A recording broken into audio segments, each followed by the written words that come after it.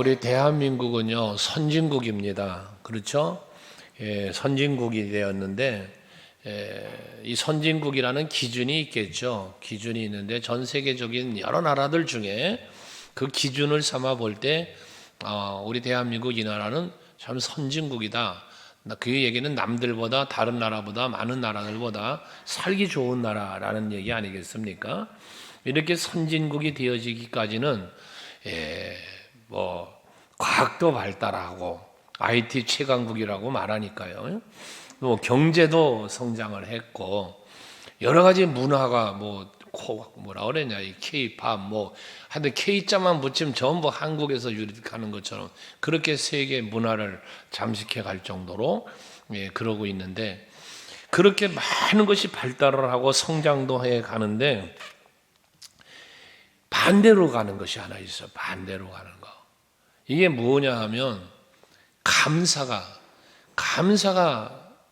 상실되어 가고 있다는 거예요. 여러분 한번 생각해 보시면 우리가 살아갈 때에 가족 관계도 그렇고 또 이웃과의 관계도 그렇고 교회 내부적으로도 그렇고 예전에는 서로 감사하며 살았어요. 서로 섬기며 살았고요. 베풀며 살았어요. 근데 요즘 들어서는 나라는 뭔가 살기 좋은 나라가 됐다는데, 그런데 이상하게 왜 이렇게 나라가 불안합니까? 선진국이라는데 불안해요. 걱정 근심이 많아요. 밤길을 마음대로 못 다녀요. 많은 사람들이 염려와 근심 속에 살아요. 이 무엇이 문제일까? 저는 이 말씀을 준비하면서 두 가지 생각을 했는데, 그 첫째가 말한 대로 감사가 없다. 또 하나는 사랑이 없다. 이 두 개가 없어져요. 자꾸 소멸돼 가는 거예요. 오죽하면 가족 간의 사랑이 없다니까요. 부부 간의 사랑이 무너져요.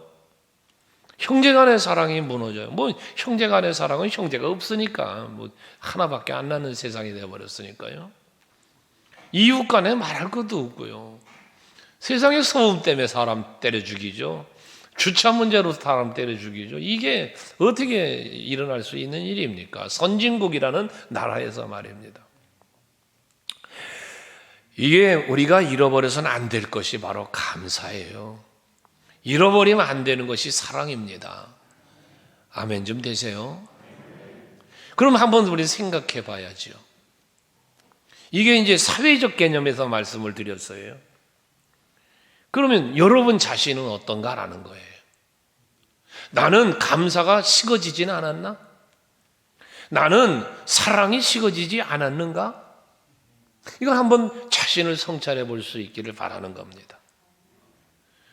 아무리 많은 것을 소유했다고 할지라도요, 내가 소유하고 내가 가지고 있는 것에 대한 감사의 마음이 만약에 없다면, 그 감사의 마음이 사라져 간다면 그 감사가 자리하고 있어야 될 그 자리를 불평과 원망이 가득 채워지게 되어 있는 거예요. 그래서 여러분들은 감사가 사라지고 원망과 불평이 들어오지 않도록 여러분들의 마음속에 감사가 넘쳐나는 마음을 간직하도록 힘쓰시기를 바랍니다. 성경의 기록을 보면요, 감사하는 사람에게 하나님은 능력도 주셨어요. 감사하는 사람에게 하나님은 은혜와 복도 주셨어요. 그러고 보면 그런 말씀들로 기준해 보면 감사는 결국 뭐가 되는 거예요? 은혜 받고 하나님께로부터 은혜 받고 복 받는 비결인 거예요. 그런데도 불구하고 하나님께서 내게 은혜 베푸시길 원합니다. 하나님 내게 복 주시길 원합니다라고 바라고 원하고 기도하면서도 감사하지 않는다면 이 뭔가 잘못됐지 않습니까? 감사하며 삽시다. 하나님 앞에만 아니라 서로에게도 감사할 일을 찾아보며 감사합니다. 고맙습니다. 옆에 분에게 한번 좀 뭔지는 모르겠어. 하여튼 이유는 여러분 각자 생각하고 감사합니다. 고맙습니다.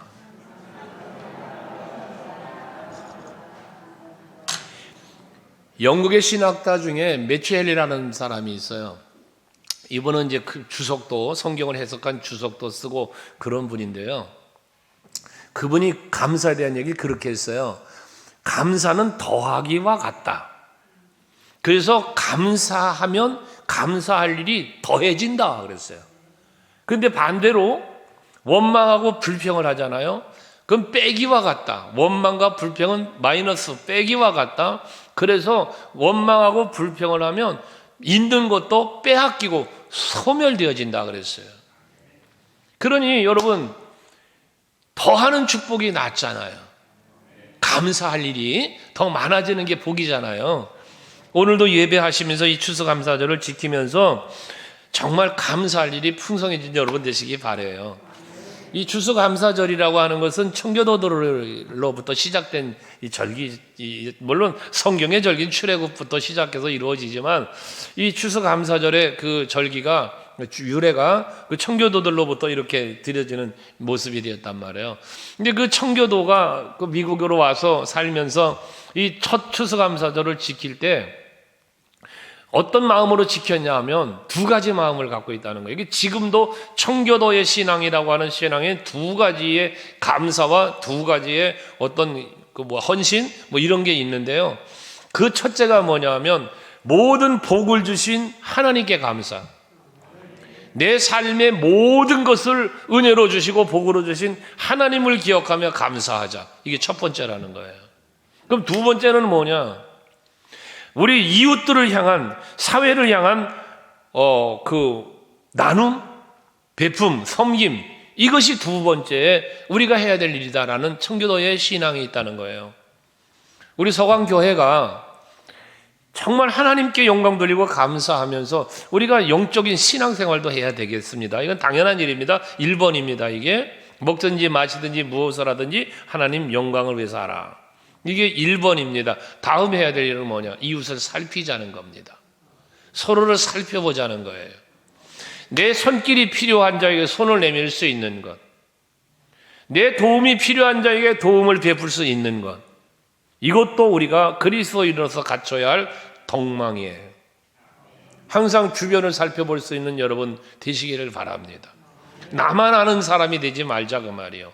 너무나 이기주의적인 삶을 살아가는 이 참 험한 세상인데, 앞에 말한 감사도 사랑도 식어져가는 이러한 시대에 우리가 살고 있는데, 오늘 우리 예배하는 여러분들에게는 이것이 다시 살아나는 여러분 될 수 있기를 바랍니다.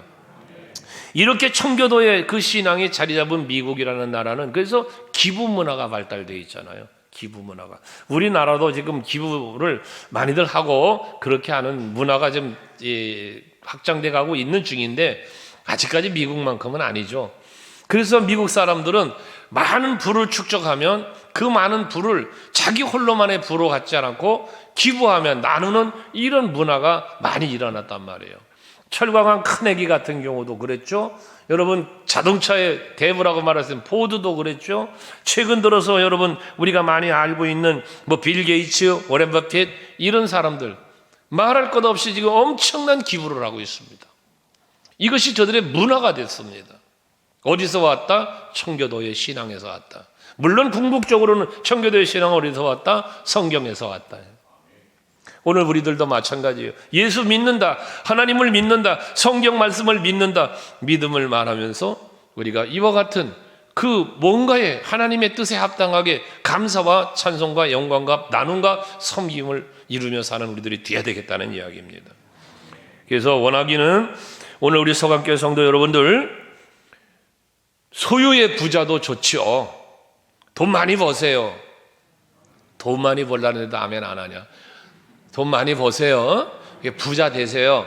근데 재물의 부자만 되지 말고 감사의 부자 한번 돼봐. 나눔과 베풀매 부자 한번 돼보자 그 말이에요. 이런 정도 여러분들이 되셔야 합니다. 오늘 본문에서도 다윗은 하나님 앞에 감사할 일들을 이야기해요. 오늘 1절의 말씀에 보면 내가 주를 높일 것은 그랬어요. 내가 주를 높인다. 높이는 이유, 높인다는 건 뭐예요? 감사한다는 거예요. 영광을 돌린다는 거예요, 하나님 앞에. 근데 이렇게 하나님 앞에 내가 감사하고 영광을 돌릴 만한 이유가 뭐냐? 그 이유를 1절부터 3절까지 이야기하거든요. 제일 첫 번째는 뭐냐? 구원해 주신 것. 대적들에게로부터 나를 건져주시고 지켜주신 것에 대한 감사. 구원의 감사예요. 지켜주신 것에 감사예요. 두 번째 감사는 무슨 감사랍니까? 내가 하나님 앞에 부르짖었더니 응답해 주셨다는 거예요. 나를 고쳐주셨다는 거예요. 기도에 응답해 주심에 감사. 세 번째는 저 수월에 버리지 아니하 지옥에 지옥에 가게 안 하시고 나를 하나님 나라로 갈 수 있도록 그런 영적인 행복을 누릴 수 있도록 해주심에 대한 감사예요. 이 다윗의 세 가지 감사는 오늘 우리들이 해야 될 감사죠. 다윗에게만 그런 은혜 주신 게 아니잖아요. 저와 여러분에게도 주신 은혜잖아요. 그러니 우리도 감사해야 되는데 중요한 건 뭐냐면 4절에 이렇게 말을 해요. 오늘 보면 4절에 보면 주의 성도들아 여호와를 찬송하라 하면서 그의 거룩함을 뭐예요? 기억하며 감사하라. 그러니까 우리가 감사를 잃어가는 이유가 뭐냐? 왜 감사가 식어져 가느냐? 은혜를 기억하지 못하기 때문에 그렇다는 거예요. 여러분, 하나님이 내게 베푸신 은혜를 은혜로 기억을 해야 돼요. 그래야 감사할 수 있어요. 근데 이 은혜를 잊어버리니까 감사가 안 되는 거예요. 은혜를 잊어버리니까 감사 못한다고 말해요. 기억하며 감사하라 다윗은 말하고 있다는 것입니다. 자, 그렇다면 이 감사에 대한 포괄적인 말씀을 드렸는데 우리가 하나님 앞에 감사할 때 사람에게도 마찬가지죠.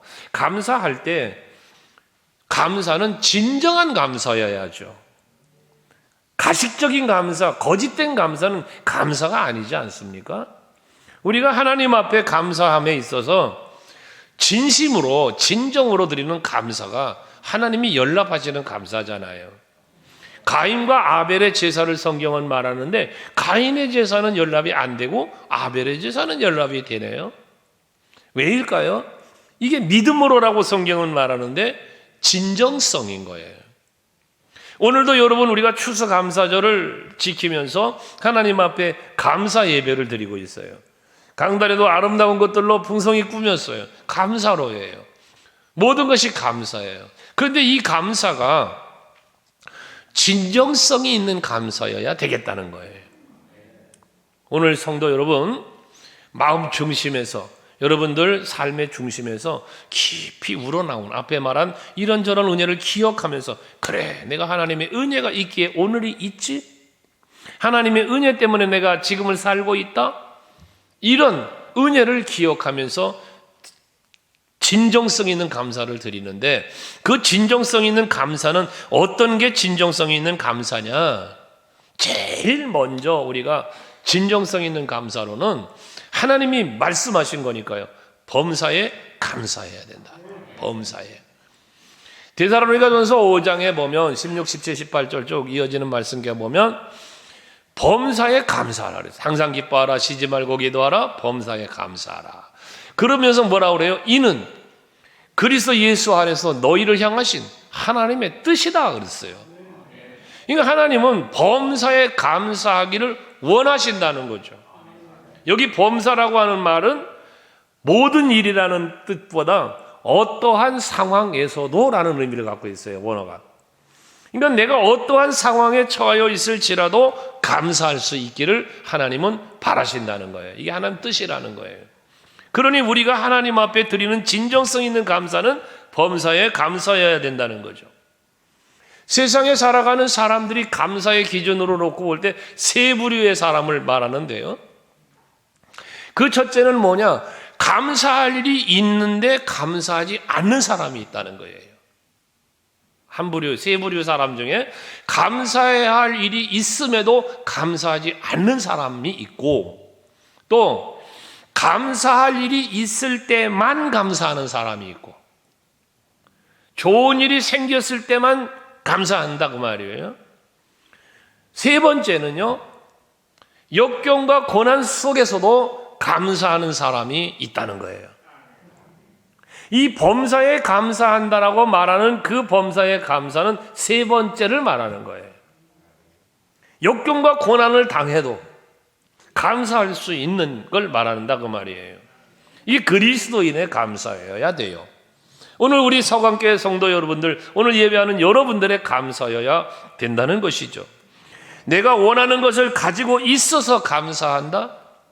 건강해서 감사, 뭐 물질이 있어서 감사, 뭔가 원하는 게 다 잘 되고 형통해서 감사. 이거는 결론적 감사예요. 결과론적 감사예요. 이렇게 되었기 때문에 감사하는, 이 조건적 감사라고 하죠. 근데 이 감사는 위험한 게 뭐냐? 이렇게 되었기 때문에 감사해요. 내가 뭔가를 얻었기 때문에 감사해요. 그러면 안 되면, 소유하지 못하면, 뭔가 잃어버리면요, 여긴 원망과 불평이 나오는 거예요. 이런 결과론적 감사하는 사람은 말입니다. 그러나 우리 그리스도인들의 감사는 앞에 말한 대로 잘 돼서가 아니라, 있어서가 아니라, 없어도 안 돼도 감사할 수 있는 우리들이 돼야 하는 거예요. 왜? 어디서 이것이 나와요? 믿음과 소망에서 나오는 거예요.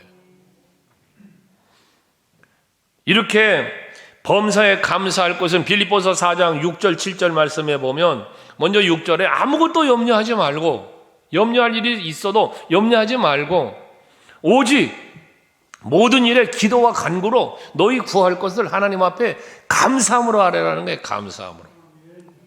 이 감사는 무슨 감사예요? 하나님께서 지금 염려할 일이 있지만 하나님께서 이 염려할 일을 다 해결해 주실 거라는 믿음의 감사인 거예요. 믿음의 감사.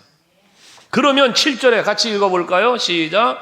그리하면 모든 지각에 뛰어난 하나님의 평강이 그리스도 예수 안에서 너희의 마음과 생각을 지키시리라. 할렐루야. 여러분, 이게 하나님의 말씀이에요. 이게 왜 우리에게 감사를 요구하시느냐? 감사하는 자에게 하나님은 평강과 또 우리의 마음과 생각을 지키시면서 모든 지각에 뛰어난 하나님의 평강이 지켜준다는 게 이게 뭐예요? 평강으로 우리를 인도한다는 거예요. 그래서 예수께서는 내가 너에게 평안을 주노라. 세상이 주는 것과 같지 않은 평안을 너에게 주노라고 말씀하시는 겁니다. 감사로 누릴 수 있는 평안을 누려가는 여러분들 수 있길 바라요. 범사의 감사는 그래서 먼저는 하나님이 영광을 받으시는 거고요. 두 번째는 내 삶의 현장에 하나님의 은혜가 머물고 그 하나님의 역사하시는 놀라운 능력이 나타나는 거예요.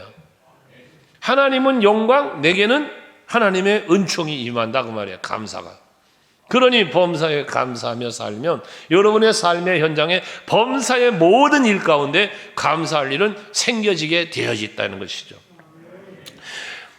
그래서 그런 의미 속에서 이런저런 의미를 한번 감사를 생각해 보면 봤는데, 불평도 한번 생각해 보면요, 이 아이러니한 게 하나 있어요. 감사와 불평은 분명히 다른 거예요. 반대적인 거예요. 그런데 이 두 가지의 공통점이 있다는 거예요. 공통점. 감사와 불평의 공통점. 이 공통점이 뭐냐 하면 할수록 넘쳐난다는 거예요. 이거 공통점이에요.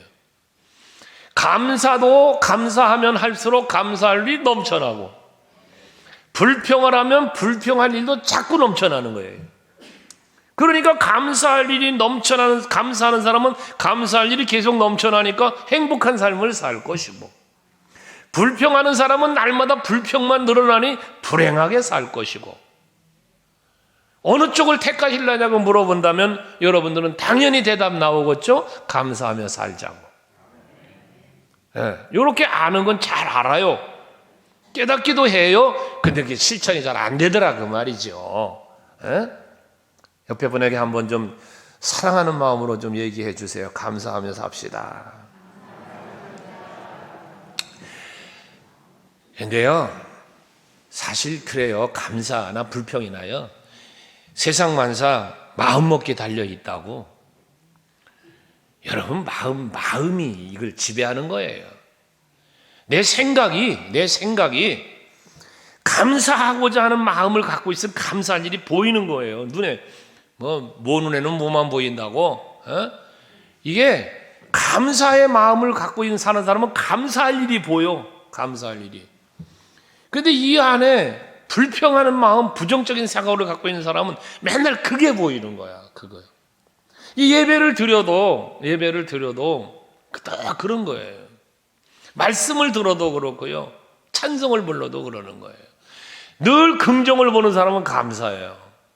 찬송을 불러도요, 왜 저런 찬송을 부르나, 이런 사람도 있어요. 찬송이 이런 찬송이 있고 저런 찬송이 있습니까? 하나님 앞에 드리는 찬송인데, 그렇잖아요?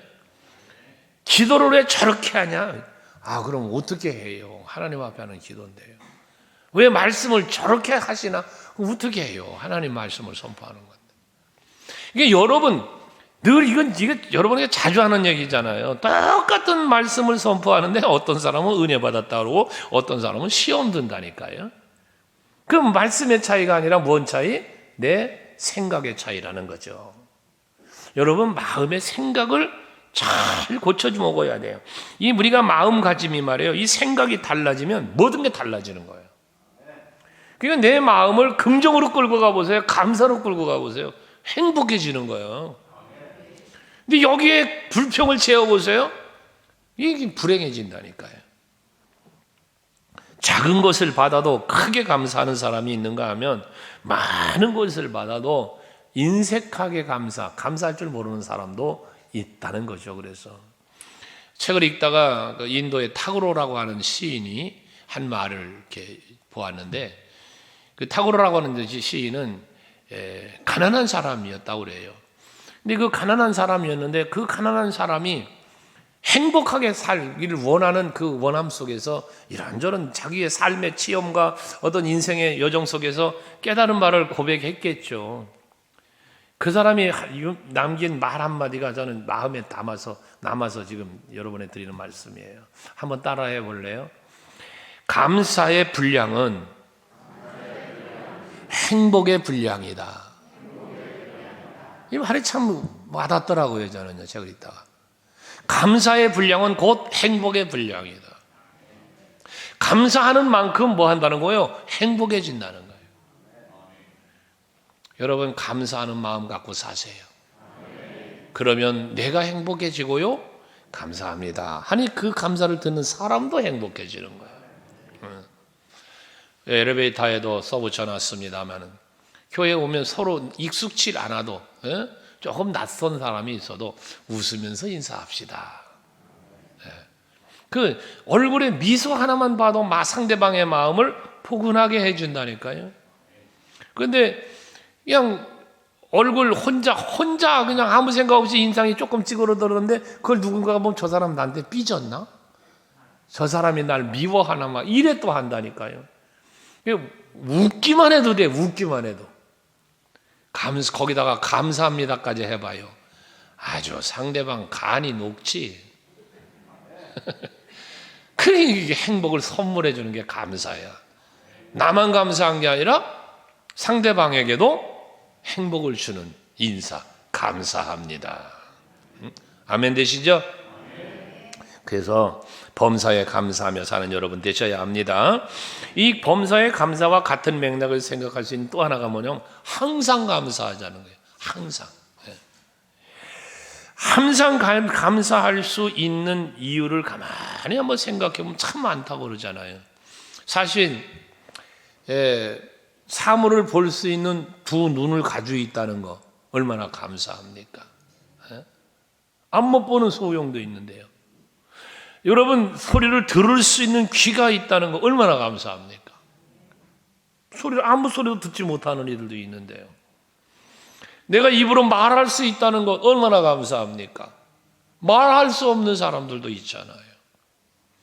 내가 뭔가 피부로 만져 느낄 수 있는 감각이 있다는 거 얼마나 감사합니까? 감각이 없는 사람들이 있잖아요. 감각들. 이렇게 내 육체적인 것으로만 가지고도 감사할 일이 얼마나 많은데, 송명희 시인 아시죠? 간혹 말씀드리잖아요. 그는 장애자잖아요.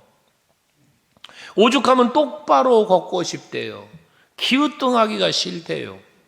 장애자다 보니까 걸음걸이가 똑바로 걸을 수가 없고 기우뚱거리며 걸어야 되니까 그러지 않았으면 좋겠다는 그런 고백도 해요. 그 찬양성에 보면.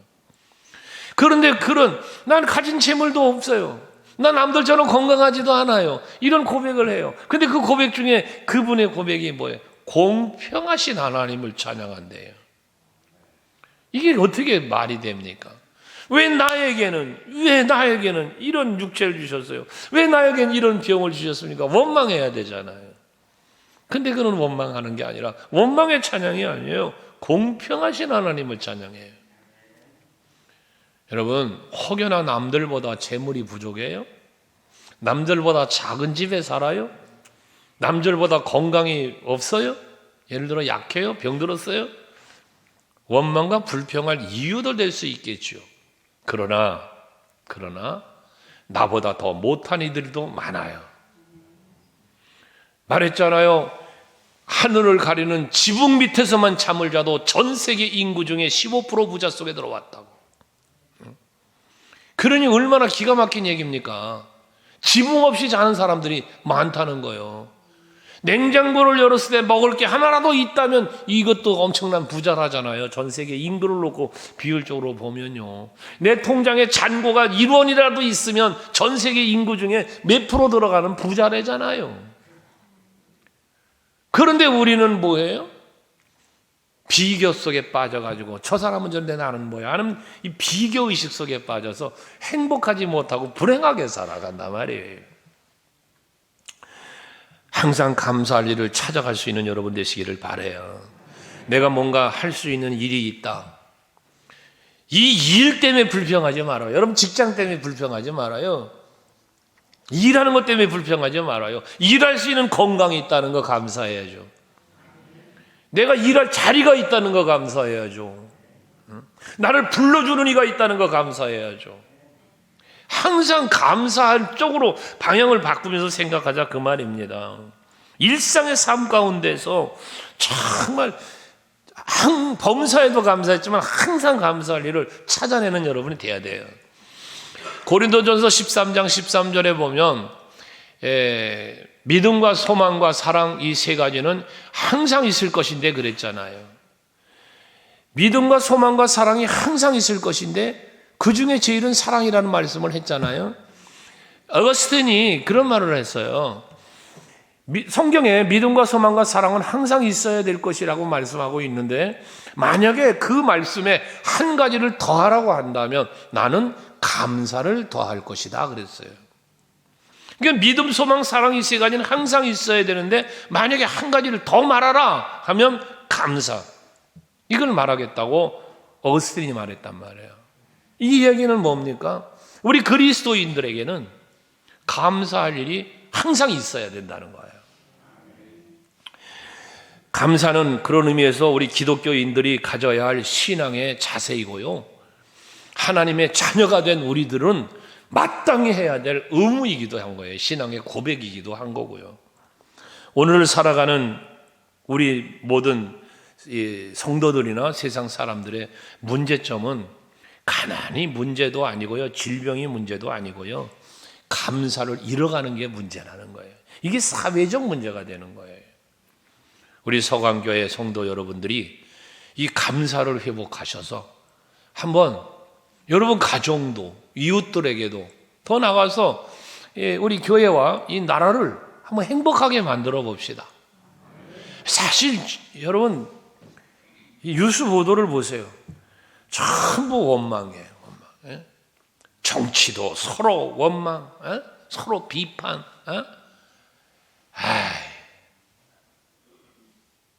교회가 그러면 안 되잖아요. 교회가 교회를 비판하고 성도가 성도를 비판하고 그러면 안 되잖아요.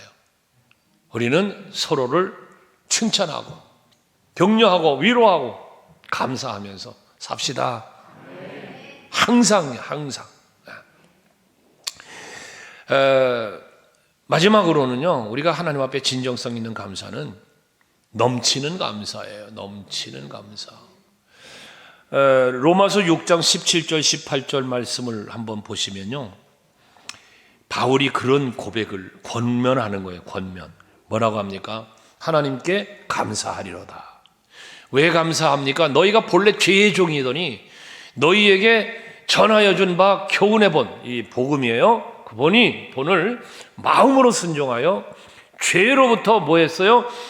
해방이 되어서 의에게 종이 되었느니라 그랬어요. 그러니까 그리스도 복음이 우리를 죄로부터 자유하게 했고 의의 종이 되게 했다. 이건 뭐냐면 죄로부터 해방됐다는 건 뭐예요? 에베소서 2장 1절 말씀에 보면 허물과 죄로 인하여 죽었던 너희라 그랬잖아요. 그걸 너희 살리때는데 사망에서 생명으로 옮겨준 거예요. 새 생명을 얻은 거예요. 이거 얼마나 귀하고 큰 은혜와 감사합니까? 이게 생명을 새롭게 얻어서 생명보다 소중한 게 세상에 어디 있어요? 우리는 새 생명을 얻은 거예요. 예수 십자가의 은혜로요. 그러니 하나님 앞에 감사할 때 우리는 어떻게 감사해야 돼요? 내 생명 다 바쳐서. 내 생명 다 바쳐서. 아까 송명희 시인 얘기했죠? 그 똑바로 보고 싶어요 하는 찬양의 가사에 보면요, 그분이 그런 고백을 해요. 이 생명도 달라시면 십자가에 놓겠으니. 이게 무슨 얘기입니까? 내가 하나님께서 주신 은혜를 힘입고 살다 보니 이제 주님이 만약에 내 생명을 원하신다면, 예수님이 날 위하여 십자가에 그 생명을 내놓으셨는데 나도 주님이 생명 달라면 내놓겠습니다라는 고백을 한 거예요. 사도 바울은 사도행전 20장 24절에서요, 내게 주어진 사명을 감당하려 하면은 내 생명조차도 귀한 것으로 여기지 않겠다고 그랬고요. 빌립보서 1장의 말씀에 보면 내가 살아도 주를 위하여 살고 죽어도 주를 위하여 죽나니 내가 사나 죽으나 나는 주의 것이로다. 이런 고백도 해요. 왜 바울이 이와 같은 고백을 합니까? 다메섹 도상에서 예수를 만나고 깨닫고 보니 예수 십자가의 죽음은 나를 위한 것이었다는, 내가 받아야 할 저주를 그분이 대신 감당하시고 사망의 자리에 있는 나를 살려주신 은혜가 너무나 고마워서 그런 고백을 했고, 마지막 순교를 당하기까지 예수 복음 위하여 살다가 죽은 사람이 바울 아닙니까? 그러면 오늘 본문의 다윗도 마찬가지고 바울도 마찬가지인데요, 그들이 하나님께 받은 은혜가 있습니다. 그 은혜를 기억하니까 세상에 하나님께 생명 다하여 감사하고 생명 다하여 충성하는 그런 삶을 살았단 말이에요. 그러니 우리들도 다윗만 그 은혜 받았어요? 우리도 받았잖아요. 바울만 그 은혜 받았나요? 여러분도 받으셨잖아요. 어째 하면 안 됩니까? 바울은 받은 것 같은데 나는 안 받은 것 같아요? 아니지 않습니까? 저와 여러분도 그 은혜를 받았잖아요. 그 사랑 받았잖아요. 그러면 저들이 생명 다 바쳐 주님 영광 위에 살겠다고 감사하며 살겠다고 하는 것처럼 우리도 그래야 되지 않겠냐는 거죠. 사도 바울은 골로새서, 우리가 수요 예배 때 묵상을 했던 말씀 중에 하나인데, 골로새서 2장 7절의 말씀에 보면 바울은 감사에 대한 얘기를 그렇게 해요. 그러므로 너희가 그리스도 예수를 주로 받았으니 그 안에서 행하되 그 안에 뿌리를 박으며 세움을 받아 교훈을 받은 대로 믿음에 굳게 서서 뭐라 그래? 감사함을 넘치게 하라 그랬어요. 감사하는데 어떻게 한다? 넘치게 하라는 거예요. 이 말은 뭐예요? 감사할 때, 하나님 앞에 감사할 때 인색하거나 억지로가 아니라 넉넉한 마음으로 감사하라는 의미를 갖고 있어요. 그런데 이 넘치는 감사를 말하면서 뭐라? 믿음에 굳게 서서라고 말을 하고 있어요. 이 말은 뭡니까? 믿음 없이는 넘치는 감사할 수 없다는 이야기인 거예요. 그래서 아벨의 제사로 연락하심에 대하여 믿음으로 아벨은 가인보다 더 나은 제사를 드렸고 라고 말하는 거예요. 그 더 나은 게 뭐가 더 나아요? 믿음이, 감사가, 그 말이에요. 여러분, 언젠가 제가 그랬죠. 하나님이 우리에게 요구하시는 건 최고가 아니고 최선이다. 여러분, 하나님 앞에 감사하시고 하나님 앞에 또 여러 가지 봉사와 헌신과 수고하시는 모든 것들이 최선이 될 수 있길 바라요. 최선. 내가 얼마나 최선을 다했냐 하나님 앞에. 만약에 하나님이 기준을 최고로 두었다면, 교회 안에서 11조를 제일 많이 하는 사람을 하나님이 제일 은혜 주고 복 줄 거야. 가난해서 가진 것이 없어서 하나님 앞에 드림이 연약하고 부족한 사람들은 복도 못 받을 거야. 그러면 아니라는 거죠. 하나님은 최고가 아니라 최선을 요구하신다.